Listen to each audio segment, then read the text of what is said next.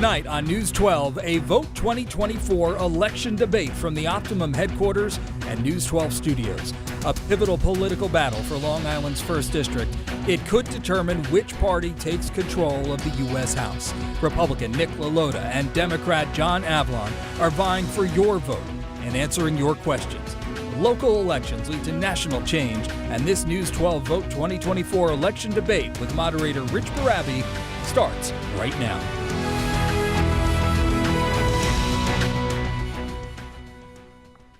And welcome to this News 12 Vote 2024 election debate. We are coming to you from the Optimum headquarters here and News 12 studios in Bethpage. Thanks for joining us tonight. I'm Rich Barabi. Tonight, these two candidates face off in a race that's getting national attention. Our 1st congressional district. It is a district that encompasses a significant amount of Suffolk County, including parts of the towns of Huntington, Brookhaven, Smithtown, and all towns on the East End. If you live in the area that's up on your screen right now, one of these two men will be your representative in Congress next year. Republican Nick LaLota, he's the incumbent. He won this seat for the first time in 2022. He's the former Republican commissioner for the Suffolk County Board of Elections. He also served as chief of staff to majority lawmakers in the Suffolk legislature, and he's also a Navy veteran. His opponent in this race is John Avlon, a former CNN anchor, one-time speechwriter for then New York City Mayor Rudy Giuliani. He's also a first-time candidate that did help to found the political group No Labels back in 2010. Thank you both for being here. Good to see you. Thank you, Rich. Good to see you.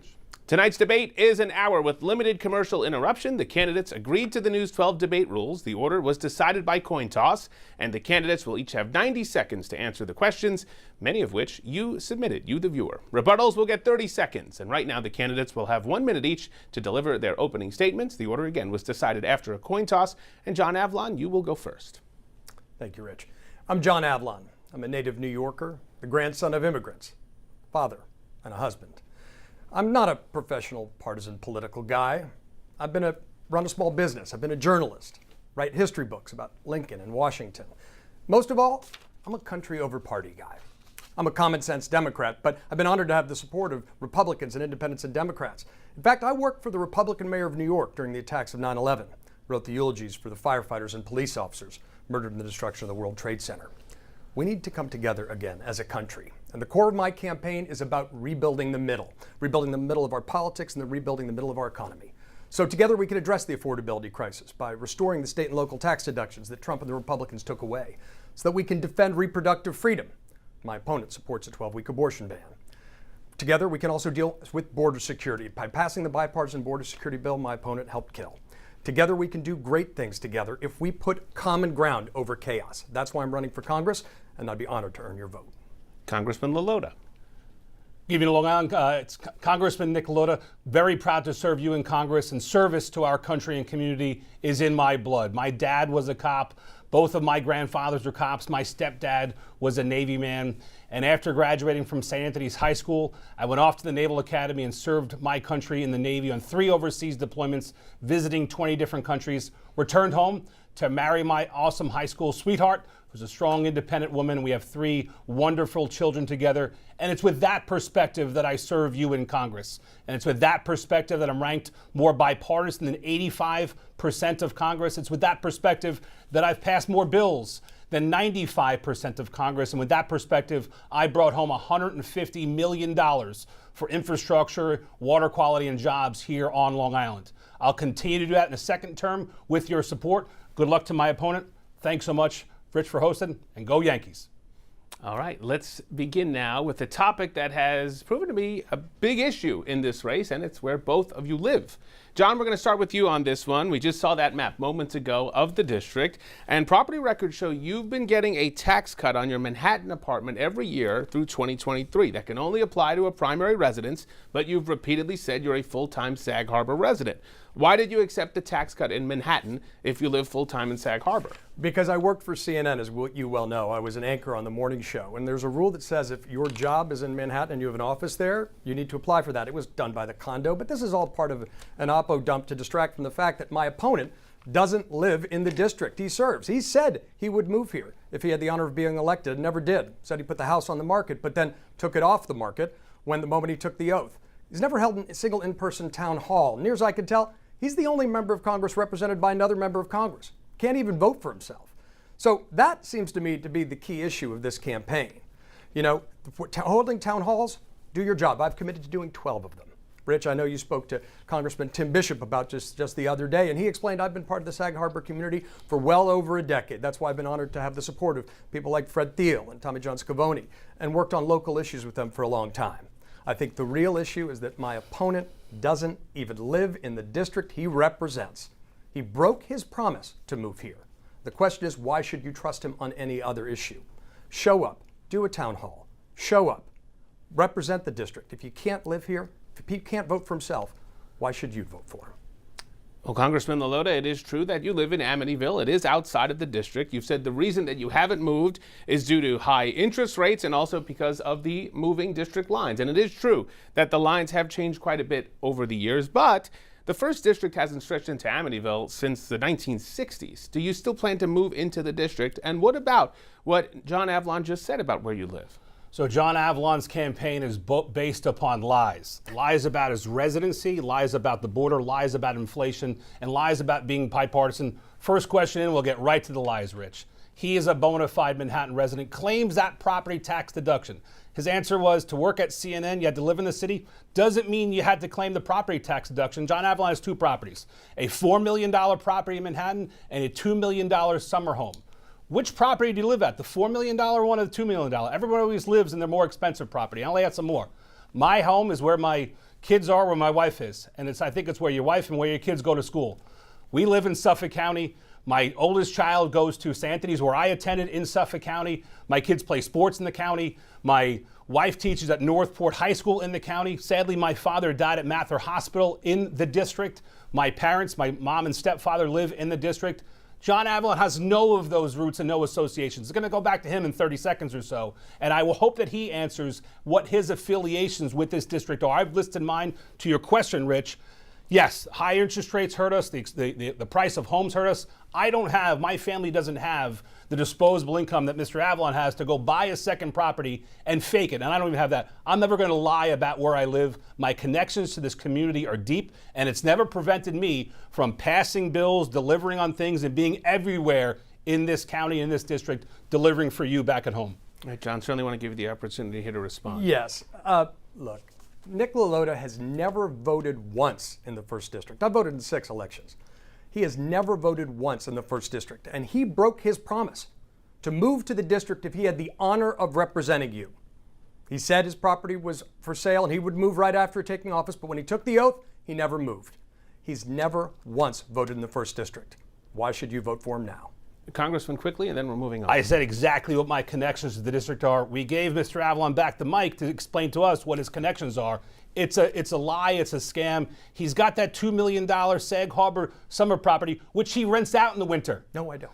You've apartments.com, find his house. I'm not going to dox him here on TV. You can find his home available historically for rent. He's a city guy. You can look at all of his social media. You'll find him posting about himself on Halloween and Christmas caroling in Manhattan. He's a Manhattan guy. All right, let's move on now to the tangible issues that folks in this district are living with every day. And one of them is the cap on state and local tax deductions, as you both well know. During former President Trump's term, he signed a bill into law that capped SALT deductions at $10,000. The Republican majority at the time backed the move, but it's hurting a lot of Long Islanders. Joseph from Mount Sinai sent this question in. Take a listen. Why would any Long Island representative allow a cap on SALT? What will you do, if elected, to eliminate the cap on SALT? Thank you. And Congressman, we'll start with you here. Beside Congressman D'Esposito and Garbarino, we've been working like dogs to ensure that we get a higher cap. But let's understand how we got here. New York State has the dubious distinction of having the highest effective sales, property, income taxes in the entire nation. We're dead last. And we're also the leader in out-of-state migration. More people leave New York for places like the Carolinas and Florida and elsewhere than any other state, and those two facts are linked. And they're linked to the high spending in Albany. In 2018, state Democrats took control of Albany, all branches, and they've been spending like crazy and passing taxes off to us back here on Long Island. It's wrong, we get screwed there. Yes, that tax bill was wrong. If I was in Congress at the time, I would have voted against it. But when Mr. Avlon's party had control of all of Congress, House, Senate, and White House in 2021 and 2022, They didn't do anything about SALT. They've been feigning a good game on SALT, saying, if you give us the power, we're going to increase your SALT deduction. Nevertheless, when they had the power of everything in 21 and 22, they did nothing on SALT. But when I got to Congress 2 years ago, we got right to work at it. And we lobbied our own party, and it took 12 or 13 months to finally get a bill towards the floor that every Democrat blocked. All the ones who said that they were going to help increase the SALT deduction on February 14th of 2024, every House Democrat voted to block my common sense bill that would have increased the SALT deduction. You're going to hear some pivoting from Mr. Avalon, but he was on CNN at the time. He should have called out his own party for being wrong and blocking our SALT on February 14th of 2024. That is time. John Avalon on SALT. Face it, Nick, you failed. You failed to get the state and local tax deduction back. You said it was your number one order of business, but the reason you failed is your party doesn't want to bring it back. State and local tax deduction has been in place for 100 years. It's an issue of fairness. We do pay more to the federal government than we get back. The fact is that Donald Trump and the Republicans took it away. They did it out of spite as part of a political stunt. And this is the most consequential economic election of your lifetime, because if Donald Trump and the Republicans come back, they've already told you it's gone for good. That $10,000 back in your pocket, what would you do with it? But if Democrats are elected, we're going to get it back. And you know why? Because it's set to expire in 2025. So even with Democrats in control of the House and Senate, we couldn't get it done unless they controlled the middle 60. And LaLota knows that. He's just coming up with excuses. He couldn't even get his own party to vote for it to bring it to the floor. That's a failure. And it included a poison pill amendment designed to condemn Joe Biden's economic plans. So this is all just BS. We want to get the state and local tax deduction back. Trust the people who want to bring it back, not the people who took it away. Trump and the Republicans took it away. You deserve $10,000 back in your pocket every year. What would you do with that money? It would give you breathing room. It would address the affordability crisis. And Trump and the Republicans took it away, and Nick LaLota has failed to get it back because his party has already told him to go pound sand on this issue. Congressman, quickly. You're going to hear time and again tonight my opponent invoke Donald Trump's name as the blame for everything. And yes, that tax bill was bad and wrong in 2017, but others have had the opportunity to do right since. No excuses. The Senate Democrats, House Democrats in 21 and 22 passed plenty of legislation. They didn't need 60 votes in the Senate for every piece of legislation they passed in 21 and 22. There were a lot of bills done that got through. They should have got SALT done through that day. And I regret that Mr. Avalon, while on CNN, didn't criticize his own party for blocking that SALT bill on February 14th of 24. John, you get a quick response here. Yeah, look, I'll just say, Nick, if you were so objectionable to Donald Trump raising our taxes here on Long Island, especially in Suffolk County, you didn't need to brag to be the first Purple District representative to endorse him. You didn't endorse Haley or Christie. You endorsed Donald Trump ahead of the primaries. You enthusiastically support him, all of it, including that bill. And you know what? They've already told you it's never coming back. So that's a failure on your party and yourself. All right, let's stay on this issue of affordability. On the whole, we know people are struggling. Housing costs are reaching all-time highs across the island. Some people are really struggling to stay here. Lewis from St. James sent this question in. My question is to both candidates. Young people and retirees in particular are having a very difficult time economically on Long Island due to the high cost of living from housing, low wages, student loan debt, cost of health care, and high property taxes. What policies do you support on the federal level to help keep these demographics from leaving New York State and going to other states where they seem to have more opportunities? And Mr. Avalon, we'll start with you here. I got to think you're hearing a lot about this on the campaign trail. I have heard this issue at every door I have been to, virtually hundreds of doors, over 100,000 over the course of this campaign by my campaign. Affordability is the number one issue. The frustration you just heard is absolutely on the top of people's minds. People saying their kids can't afford to move here. The future economically looks bleak. Here's a couple things we can do. First, let's get that state and local tax deduction back, $10,000 back in your pocket. Let's expand the child tax credit. We did it for 1 year during the pandemic, cut childhood poverty in half. Let's actually start working to get back in the business of building again, in conjunction with communities, preserving the historic character of our communities, but also making it easier to build, working with developers, not big government, but making sure we're creating the incentives. For example, retrofitting strip malls to build residential on top of commercial. They can create an incentive to do that. You can also work on expanding something called the Helpers Act, which would set aside a portion of housing that's affordable for cops and firefighters, and I would exclude that to teachers and nurses, the essential workers who too often can't afford to live in the communities they serve. We need to work together to address the affordability crisis. We need to make sure that we make Long Island affordable again. That requires a constant focus on rebuilding the middle class. That requires a focus on investing in the next generation of technology jobs that can emerge from combating climate change through the energy innovation going on at Brookhaven National Labs and Stony Brook University and Discovery Park. We need to invest in rebuilding the middle and ease the affordability crisis. And we can make progress if we work together. Congressman LaLota. If you can't start the answer to the question about why it's so unaffordable here on Long Island with the answer that state Democrats keep on punishing us with their punitive property taxes, sales taxes, and income taxes, if you can't get to that in the first 10 seconds of the answer, you have no idea what's going on. And that might be because you got a $4 million Manhattan mansion and a $2 million summer pad that it doesn't hurt you. But it hurts all of us here in Suffolk County. We understand the burden that city Democrats and Albany Democrats try to pass off onto us. They're trying to do this congestion pricing as well, taxing us in the suburbs. They tried to do the MTA payroll tax years ago. They want to take from us to pay for their programs in the 5 boroughs and up in Albany. Things like free hotels and health care for migrants. Until we get to the root of that, we'll never solve this problem of affordability on Long Island. Yes, the federal government has a role to play. Yes, SALT is on the top of that list that I've been fighting for. I'm part of the bipartisan SALT caucus trying to get a higher limit. I need my Democrat friends to do more on that. And there's the first-time homebuyer tax credit. There's a low-income homebuyer tax credit. All good things we should be for, that I have been for, that I'll vote for continuously. But until we get to the root of the issue of Kathy Hochul and state Senate Democrats, state Assembly Democrats keep on wanting to tax the suburbs, all we're doing is putting a Band-Aid on affordability here on Long Island. I brought home $150 million as part of that Band-Aid for jobs, for infrastructure that not only helps it be more affordable, but helps our quality of life. But we need to get to the root of the issue. All right, John, do you put the blame, the affordability crisis, the blame on lawmakers in Albany? Not alone. Taxes are too high in New York State. There's no question. My opponent's claiming credit for getting dollars back that were actually allocated by the Senate or things that are recurring grants. But there is action we need to take by working together. And when you deal with affordability, yes, our taxes are too high, but that's why we need the state and local tax deduction back. They've been too high for a long time with Republicans in there. Part of the problem is folks like my opponent who've actually, for the past 15 years, had partisan patronage jobs on the taxpayer dime. That adds to that budget, doesn't it, Nick?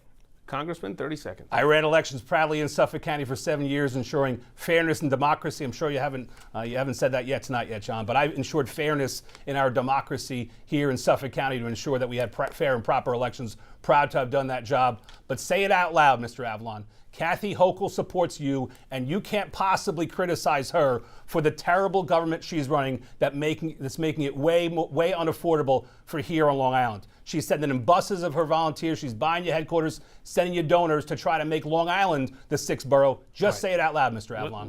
Let's move on here. Let's talk about an issue that, again, is getting a whole lot of attention this election cycle. It's abortion access. There are significant protections here in New York State, but there have been calls for a national abortion ban from some since the Supreme Court struck down Roe v. Wade. Many of our viewers have asked, would you support a national abortion ban? We'll start here with Congressman LaLota. Absolutely not. Not only would I not support a national abortion ban, I'm for the exceptions, rape, incest, and life of the mother, and I do not support regulations in the first trimester. Mr. Avalon clipped, and he's putting on TV something very acute that I said a couple of years ago that wasn't part of the full statement. The full statement was the power now belongs to the people of the states, and the people of states can elect people to regulate on this policy. It's no longer a federal issue. I understand that. And I voted accordingly in Washington when some of my party from the extremes wanted to ban the mailing of mifepristone, an abortion drug, across state lines. I stood up and I said, this is not a federal issue. We should not be becoming more restrictive on this. And I blocked my own party's agricultural appropriations bill that would have made it more onerous on women who wanted to access that drug. I did that. So all the lies and spin is BS.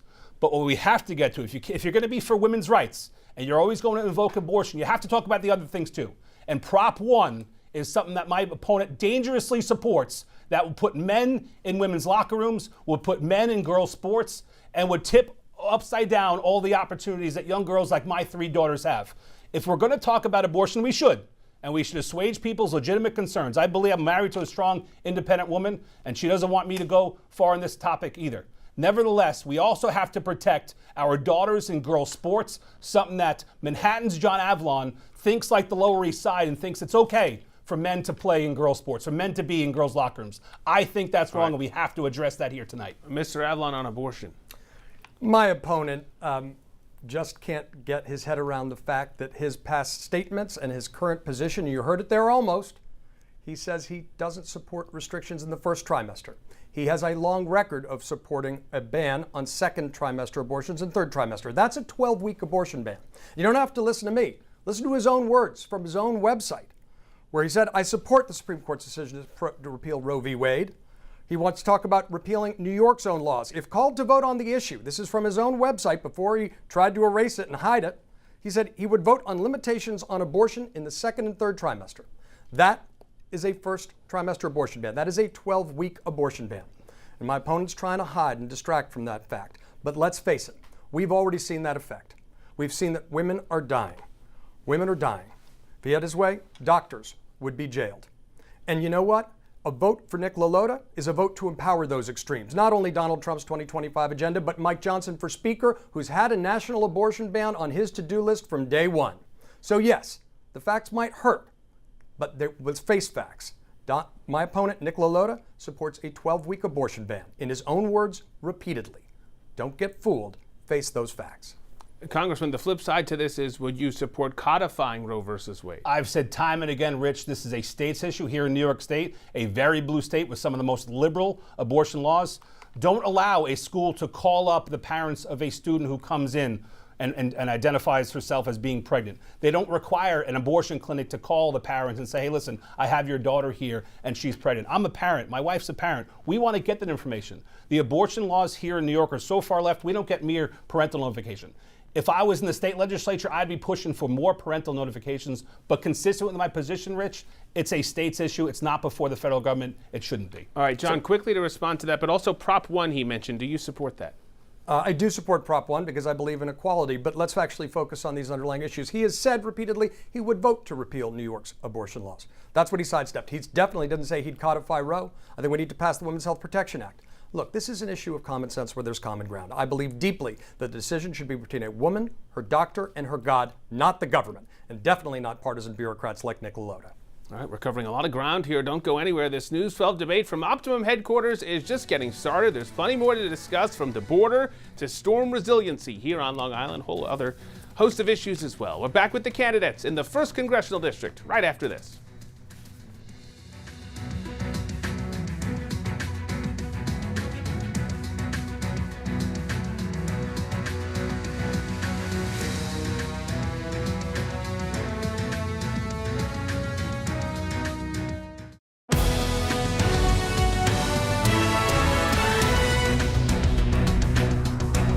Welcome back to Optimum headquarters in our News 12 studios here on Long Island. Right now, our debate for the 1st Congressional District here in New York continues. Republican Nick LaLota and Democrat John Avalon are answering many of your questions. Let's go to an issue now. It's been a main focus of this election, really every election in this cycle, on both the national and local scale. We are talking about immigration and the border crisis. And both of you have been very outspoken when it comes to the issue. You've talked broadly about your plans to secure the border. But specifically, Joe from Smithtown wants to know, do you support mass deportation of immigrants who entered our country illegally? And Congressman, we'll start with you. No, I don't, but we have to understand how we got here. In his first couple of weeks and months when he took office, President Biden repealed 64 very effective Trump-era border policies that were helping to keep our border safe and America safe. First of which was the Remain in Mexico policy that stood for the premise if you got to the southern border and you were going to claim asylum, that you had to wait in Mexico while that claim was adjudicated. President Biden took that provision away by a stroke of a pen, didn't ask Congress, didn't do anything else, took that provision away, and it was a green light to so many in Central America and South America and throughout the whole world just to come to the country, be paroled into the interior of the country. And by the way, when they get here to New York, they get the sanctuary city policies, they get the free hotels and health care, costing us $5 billion. Kathy Hochul wants to take $5 billion from the suburbs and upstate New York to give them to free hotels and health care for migrants. They're taking money from our schools, they're depleting our infrastructure, they're raising our taxes to do this. It's totally wrong what state and national Democrats have done on the border, and we've passed several different things to try to fix it. H.R. 2 in May of 2023, before this issue became totally political, and 12 individual bipartisan bills of the House of Representatives that we passed that have never been undertaken by the Senate. These are things that we need to do in order to secure our border. This president or the next one has to reinstate those very effective 64 Trump-era policies. That's what we need to do, Rich. Mr. Avalon, I want you can speak broadly about the border issue, but specifically to Joe's question about mass deportation. Do you support that? I think mass deportations, which is the official position of Donald Trump, he said they should be bloody. They should be armed mass deportations. I think that is a horrific, opens the door to something horrific in America that's not consistent with our values. That's my opponent's chosen candidate. But what we do need to do is fix this problem. I mentioned I'm the grandson of immigrants, but it shouldn't be controversial to say we need more legal immigration in America and less illegal immigration. We need to take action. What we really need is comprehensive immigration reform. It's good for the economy. We need a pathway to citizenship for the dreamers to get them out of the shadows, but we need to deal with the border because the border is broken. It's a federal problem. It requires a federal solution, and federal dollars should fix that for us with regard to the migrants in New York. But my opponent helped kill the bipartisan border bill that was passed. It was all set to go 60, had the middle 60. It would have had the endorsement of the Border Patrol Union. It would have had 15 more hundred Border Patrol agents. It would have cut the adjudication claims from 4 years to 4 months. It would have added more technology at the border to stop the flow of fentanyl, cracked down on human trafficking. And then Donald Trump pulled the plug and Nick LaLota took the knee. I'd vote for that bill on day one. And I think if you want to fearmonger off migrants and fundraise off those fears for political gain and then refuse to fix it, that's a firing offense. I would vote for that bipartisan border security bill on day one because we need to get it done. Congressman, that bill was supported by Senator James Lankford, a conservative senator. Would you have supported it had you had the opportunity to vote on it? No, in fact, my opponent didn't even read the bill that he supports, and it failed in the Senate with only 43 votes. It did not have the middle 60. And the bill that he admits 6 nights ago that he never read, on page 22, issues funds for sanctuary cities. On page 56, codifies catch and release. On page 148, allows 5,000 illegal entries per day. And on page 250, gives taxpayer-funded lawyers to migrants. This is a terrible bill. That's why it failed. Even independent Senator Kyrsten Sinema voted against it. I didn't need Trump to tell me. Everybody who was reasonable on this issue came to the same conclusion. Mr. Avalon. That's just not the facts. Kyrsten Sinema herself, I called her office because Nick's been citing her, and he said that's complete BS. Kyrsten Sinema thinks it's a great bill. She helped negotiate it with James Lankford, that conservative senator. The second time, because then it was already being killed by Donald Trump. This is the problem with folks who want to be followers, not leaders. He does whatever Donald Trump says. He's a rubber stamp. The only way to solve a problem like this is bipartisan. The only way to get it done. I would vote for that bipartisan border security bill on day one as a down payment to getting the comprehensive immigration reform we need so we can stop being divided on this issue that is a core renewable resource for our nation and always has been. This next question is on a similar topic, so you can respond there if you'd like. But to follow up on this border issue, the U.S. Drug Enforcement Administration says transnational criminal organizations in Mexico are smuggling fentanyl into the country. It's certainly made its way to the island, as we know. It's something both of you have been outspoken about in recent interviews with News 12. Earlier this month, a man was charged with Suffolk prosecutors called the biggest drug bust in county history. And the Suffolk District Attorney says they found enough fentanyl to kill more than the entire population of Long Island.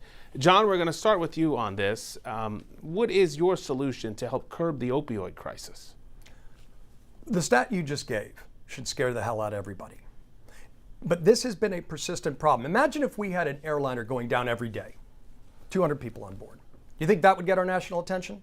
You think we'd be talking aggressively about solutions? Because that's the death toll. We've lost 20 times more people in Suffolk County in 2023 to fentanyl poisonings, not overdoses, than we did to homicides. This is an urgent issue. It is wiping out a generation of kids, and it is being imported from overseas. The chemicals from China, the cartels bringing in, and it's one of the many reasons that bipartisan border security bill was necessary, because it increased technology to detect the flow of fentanyl into our country.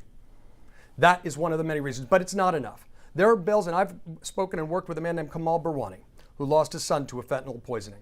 He was about to go to law school, and he was slipped some drugs, and he died within minutes. Was collapsed within minutes, died a week later of brain damage. This is an urgent crisis for our country. And we need to do things like, for example, laws that make sure if a dealer is dealing drugs that they know to have fentanyl in them, they should be accessory to murder. That's a manslaughter charge. because they're killing kids. The other thing is we should pass laws, and they've done this in Maryland on a bipartisan basis, to make sure that the form of Narcan known as Naxalone is available in public places the way that defibrillators are. We need a whole of government response, and as usual, the only way we're going to get it done is by working together. America works best when we work together.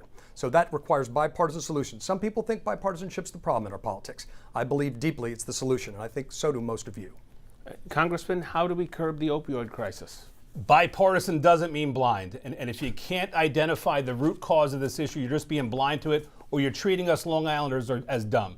Mr. Avalon, I know you went to school, Yale and Columbia, and some boarding school up in Massachusetts, I think I read. But nevertheless, you're treating us as dumb if you can't explain what the root of the issue is. The root of the issue is Joe Biden repealed all those successful Trump-era policies. We didn't have 222,000 fentanyl deaths under Trump. We didn't have 325,000 lost migrant children likely being sex trafficked in our country. We didn't have $5 billion taken out of our state taxpayer money being sent to the 5 boroughs for migrants, healthcare, hotels, and lawyers. None of that happened under Trump. It's happening now under Joe Biden because he is not serious about securing the border. The answer is be serious about securing the border. And you know how I know the Biden administration, supported by Democrats like John Avalon, is not serious? Think about what Texas did. Texas put that barbed wire up to ensure the migrants couldn't come in illegally. And that was a safe thing, keeping them safe for a good couple of weeks, until the Biden administration sued and required them to take that fence down. Think about this. You don't have to believe either one of us. We saw it with our own eyes. The Biden administration does not want a secure border. They are willing to absorb 222,000 fentanyl deaths, migrant children being lost in the country, terrorists being in our country. They are very okay with this, and this is why Trump is rated 20 points higher on the border than Kamala Harris, who John Avalon supports. Mr. Avalon, your response. I want you to hear what he just said. You were asked about the fentanyl crisis and the opioid epidemic. You know what's really insulting to families here on Long Island? To immediately talk about the border. Now, actually, border crossings are down 50% since June. That's a step in the right direction. Shouldn't have been that high in the first place. But the idea that there were no fentanyl or opioid crisis under Donald Trump, that's just completely fictitious and fact-free. That's what a fanboy says when they don't have any facts on their side. Congressman? Oh, boy. Wow. Misinformed or just lying to us. He's been the CNN Democrat Party PR spin man for 6 years. I guess he's going to try to pass it off to us as well. We didn't have all those fentanyl deaths under Trump. We know what's happening. The fentanyl is being made in China, being brought to Mexico and smuggled across our border. Everybody knows this. This doesn't take a member of the Homeland Security Committee to figure this out. Everybody at home knows this. The border is open. The fentanyl is coming through. I've met a lot of these families. Those parents are frustrated. They and I know it's because of the border that's not secure, which Joe Biden can do with a stroke of a pen. This is how we got here. And if you can't acknowledge that, you're never going to get out of this mess. All right, let's move on to the war overseas, and it has been over 1 year since the October 7th attack on Israel. Israel continues to move forward in a multi-pronged war, taking on attacks from several fronts, as several hostages remain in the custody of Hamas. And the damage of the Israeli armed forces campaign in Gaza and Lebanon have led to tens of thousands of deaths. What is your plan to end the conflict and bring the hostages home? Congressman LaLota. Strong, resolute support of Israel. Every policymaker in Washington ought to understand that America is Israel's strongest ally, and Israel is America's strongest ally. The same folks who want to wipe Israel off of the map also want death to America. The same folks did the first World Trade Center bombing. They killed 17 sailors in the USS Cole. They took down our towers, and they attacked Israel on October 7th. It's the same Iranian-funded folks. Until we get to the bottom of that, this violence will perpetuate itself. We should be demanding, especially those American hostages, come back. And yet the Biden administration keeps fighting Congress on throttling back weapons. This is terrible foreign policy, typical of Jimmy Carter, Barack Obama, and now Joe Biden. The appeasement of America's adversaries only leads to more conflict. Barack Obama gave the Iranians billions of dollars, pallets of cash, when Iran was about to be bankrupt, and built them back up, built their war machine back up.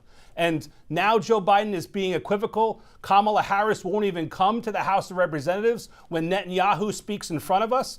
Campuses are raging with anti-Semitism, and leaders in the other party are silent about it, including my opponent, a graduate of Columbia, silent when There was anti-Semitism raging on that campus. He had a duty, both on CNN and as a graduate, to contemporaneous with those things happening, to speak out against it. All this weakness, all this equivocation just invites more of it. We need to do better, and folks need to be less equivocal on Israel. Mr. Avlon. We need strong bipartisan support for the state of Israel, and we need to make sure that there's no ceasefire until all the hostages are released. I spoke to Omar Nutra's parents the other day. You know, he's been held in captivity since October 7th. He's a son of Long Island. And we need to keep them in our prayers, and we need to stay focused. I've lived through terrorism up close. I believe we need to stand with the victims of terrorism always and never blame the victims of terrorism. And I believe there's a special responsibility for people who are not Jewish to condemn anti-Semitism and to stand with the state of Israel. We need to work towards a two-state solution with a demilitarized Palestinian state. We need to make sure Hamas is eradicated, because the purpose of American foreign policy is to stand up to tyrants and terrorists. We need to then make sure Gaza is rebuilt into something better than it was with the support of the countries in the Abraham Accords. And we need to stand strong against Iran. And I was happy to see that Kamala Harris said the number one nation threat to the United States is Iran. But you know, while we're talking about the state of Israel and the purpose for the state of Israel, I couldn't help but notice that my opponent's chosen political candidate, the one he enthusiastically endorsed, told his chief of staff, General John Kelly, that he admired Hitler, said he did a lot of good things, said he wanted generals like the ones Hitler had. That seems pretty urgent. That seems pretty relevant to the choices facing our nation and to the judgment my opponent observes. Because that kind of slander and slur to a man responsible for the murder of 6 million Jews and hundreds of millions around the world should not enter anywhere near the Oval Office. And that's from the mouth of his own general and chief of staff. That's about weakness. We need strength to oppose that as a united nation. Congressman, the Trump campaign has denied that he said that, but again, this is coming from his former chief of staff. What's your response? John Avlon would claim that he's a journalist. Only a good journalist, an independent, honest, trustworthy journalist, would verify the fact before he spewed some sort of rhetoric hearsay. That has not been confirmed. The campaign has denied that, as it should. That should not be said anywhere. But what you're hearing out of Mr. Avlon is totally wrong. I would like to hear him condemn Obama allowing Iran to have the nuke deal. I would like to hear him condemn Obama giving pallets of cash to Iran. That's the root cause of the issue. You're going to hear Mr. Avlon say that he's somehow bipartisan. That requires you to criticize your party at times. Let's hear from Mr. Avlon. Let's Rich. give him the opportunity to speak here. You know, it's interesting because what you're saying is you take Donald Trump's word over Marine General John Kelly. You at home, does that sound credible to you? Or does that sound like desperate deflection? Here's the facts. We do need to be strong. Weakness does invite aggression. I have condemned illiberalism wherever we see it, on the far left or the far right, especially the far left, because it's up to people to police their own party's extremes, something my opponent has consistently failed to do. That's how we reunite as a nation. That's how we move forward together. And I got no time for anyone who protests and turns it into a riot. That is an absolute condemnation, and I've done it consistently, and I will in Congress. I think the question, Rich, was does he condemn the Iran nuke deal or the pallets of cash? I didn't hear an answer. We're moving on here. Storm resiliency and flooding fears are top of mind for a lot of Long Islanders, including those in the 1st District. Earlier this week, President Biden approved Governor Hochul's request for a major disaster declaration to provide federal assistance to communities impacted by an historic storm back in August. More than 10 inches of rain came down in parts of Suffolk. It caused part of Mill Creek Road and head of the harbor to collapse. What plans do you have on the federal level to try and prevent things like this in the future? We'll start with Mr. Avlon this time. We need to invest ahead of time. There's a program called BRIC that would bring, and I've called for bringing $1 billion more in advance to help make our coastal communities more resilient, not just the 1,000 miles of coastline we have here on Long Island, but across the country. Why? Because that investment is cheaper than rebuilding after disaster strikes. 6 times cheaper, in fact. We should make it tax deductible for families and small businesses to make their own property more resilient. I toured the day after those devastating storms. I saw Mill Pond, the devastation there, the mud and rock slides that were still going on. We need to make sure we expand the and vote for the Disaster Assisted Fairness Act so that condos and HOAs are covered. We need to make sure we're not trying to gut the dollars that have already been in place for climate change, as my opponent has called for repealing the Inflation Reduction Act, which has historic investments. But we need to make sure we're working together to build on those gains. And then we need to deal with climate change mitigation and innovation. This is where the opportunity to build a clean energy economy right here on Long Island. With Brookhaven National Labs and Stony Brook and Discovery Park, it can be an engine of innovation, but we need to deal with the problem. And decades of Republican denialism have put us on the back foot. Donald Trump has said he would not do a damn thing to combat climate change, his chosen candidate. We need to take action together, and don't buy politicians greenwashing, because too often the Republicans say they want the environment and then they vote to repeal the hard-won progress we've made. We can't afford to do that again.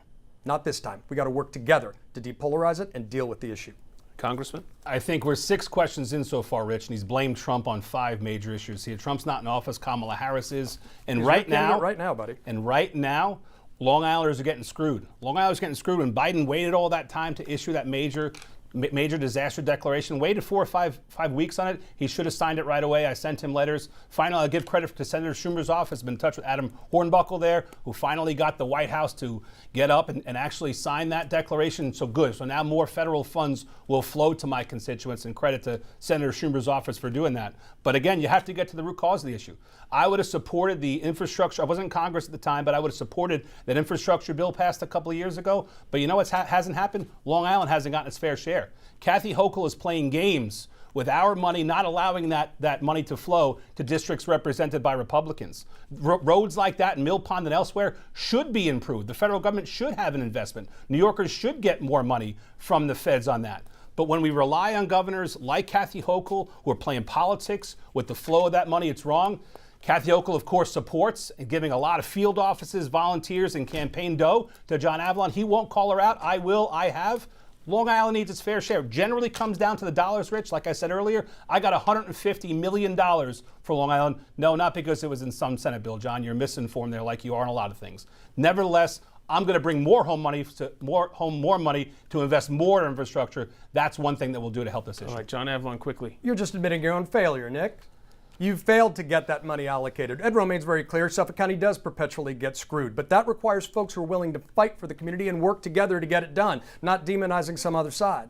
We do need to make major investments because guess what? As Tim Bishop used to point out, Suffolk County, the economy is the environment and the environment is the economy. But you got to get those dollars delivered. You take credit for things that have already been allocated, funds that have been remaining flat. We got to work together to make sure that Suffolk County gets its fair share, and you've failed to do that, sir. Congressman, quickly. The Long Island Sound Restoration Act, my friend. Go Google it. The same $40 million that was there before. Flat. Got the money. We're going to get more money because I believe, and I've gotten people in my party to agree with me, we need to invest more on Long Island. And I got it done, even work with Democrat Joe Courtney from Connecticut to get it done. We got it done in the Senate as well. Got it done, John. Sorry that you're trying to recreate history on there, but I'd love to hear you a little more talk about Kathy Hochul and how she screws us on these issues. That's the root cause, and unless you're able to say that, don't come to Long Island for the summer times and try to run for Congress afterwards, pretending you're for us, John. That is time. Stay right there. There's still much more to come in this Vote 2024 election debate from the Optimum headquarters and News 12 studios. We'll be back right after this.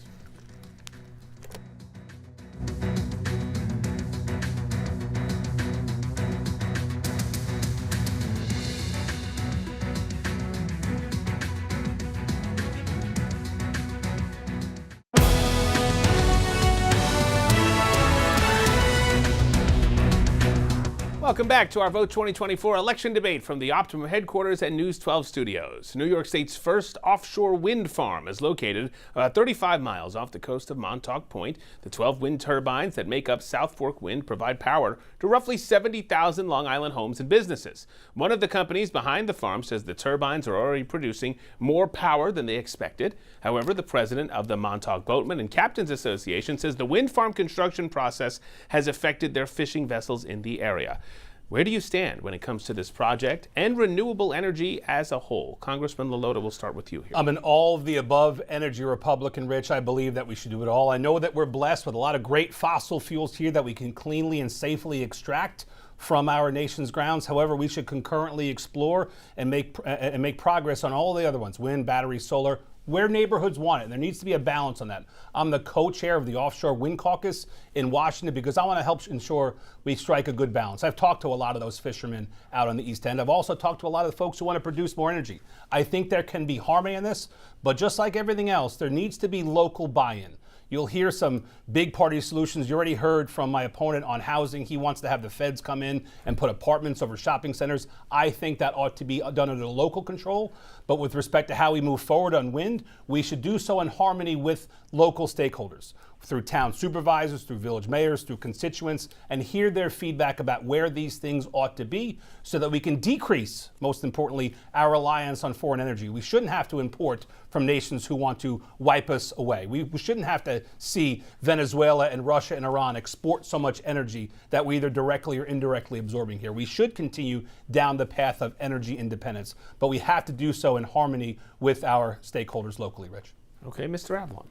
I do think we need to invest in renewable energy precisely because we need to not only take care of our environment and combat climate change, but to make sure that we are defanging those petro-dictators around the world, whether it's Russia, Venezuela, or other countries like that. It does need to be an all-of-the-above approach.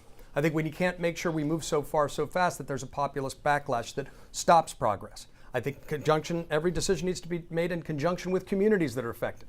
I think a lot of the opposition around the wind turbines has faded as we've seen them come online. It's not been the true on the South Shore, but out by me, this is working, and it's a step in the right direction. We can create apprentice programs for great new jobs in an emerging industry. And that's one of the things that unions are working on doing with schools. And I've been to one of those programs at Stony Brook where people are signing up. This is something we need to lean into. It requires vision.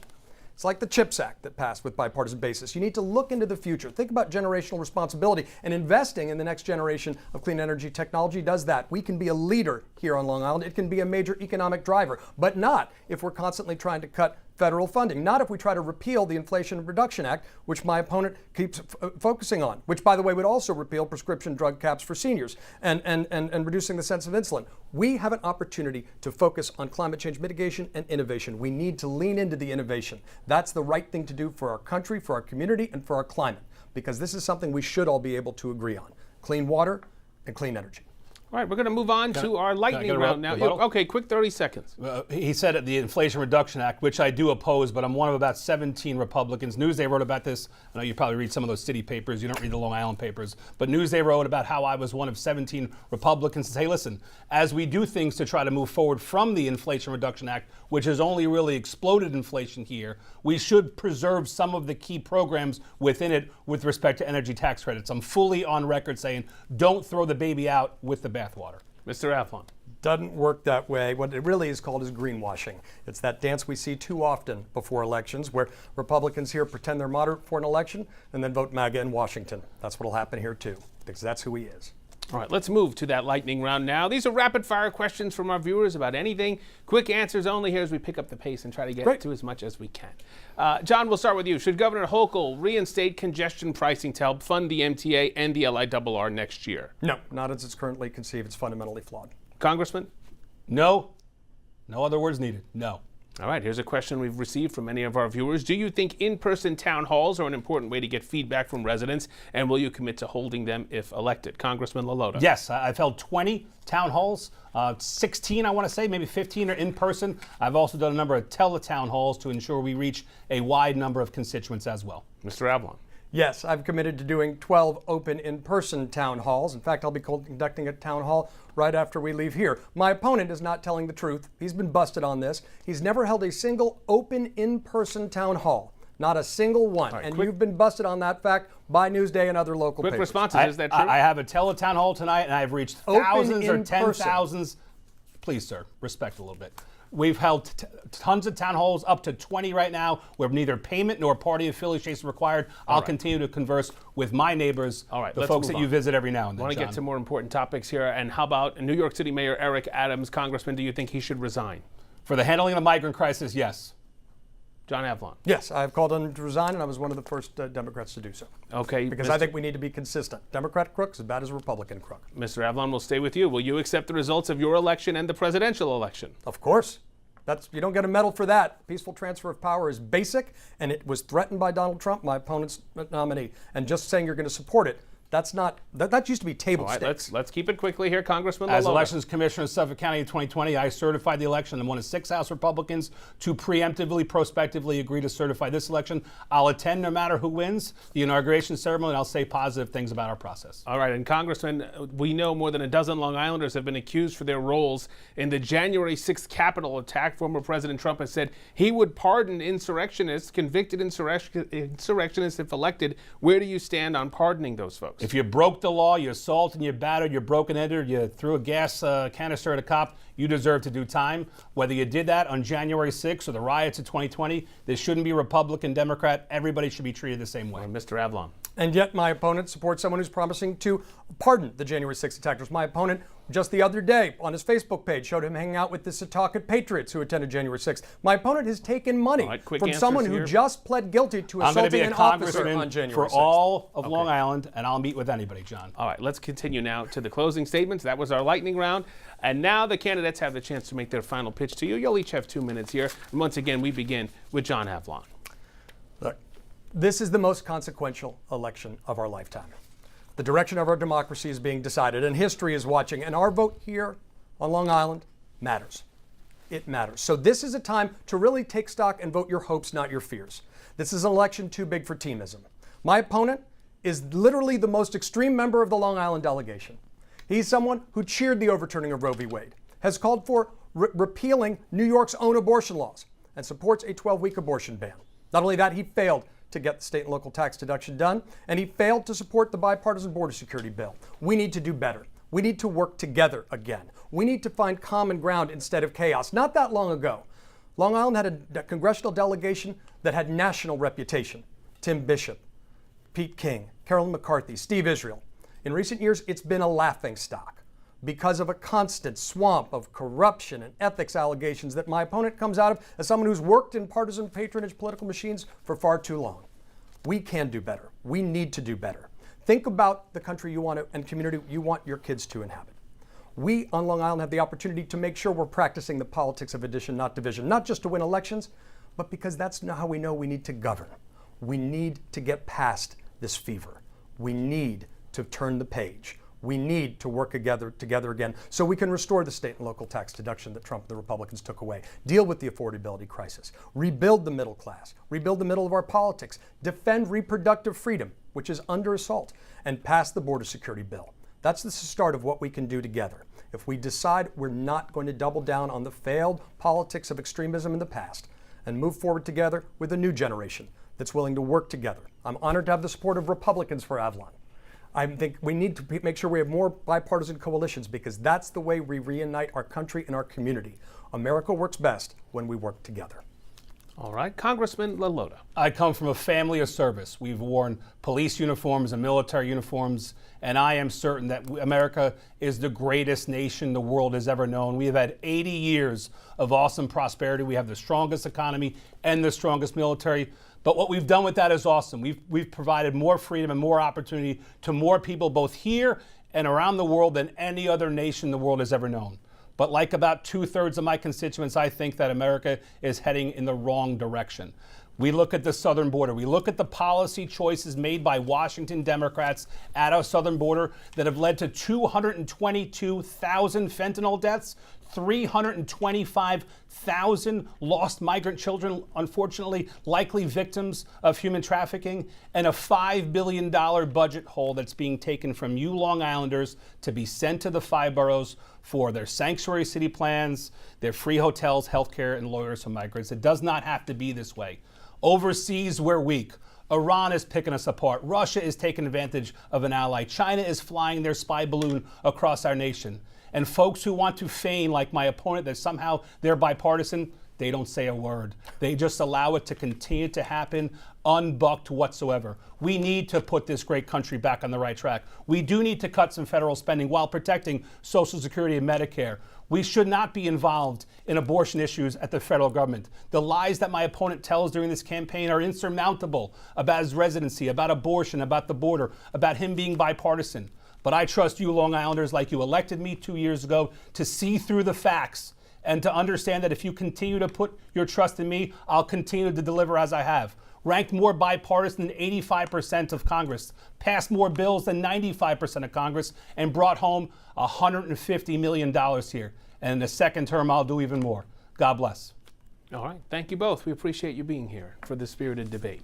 And I want to thank everyone for tuning in to our final Vote 2024 election debate of the season, whether you're watching on News 12, on our app, or News 12 New York, which is now streaming on Roku TV. And just a reminder, News 12 will have special coverage on election night, November 5th. We'll be live throughout the night, tracking all the local races as well, of course, as the presidential race. That all starts at 9 p.m.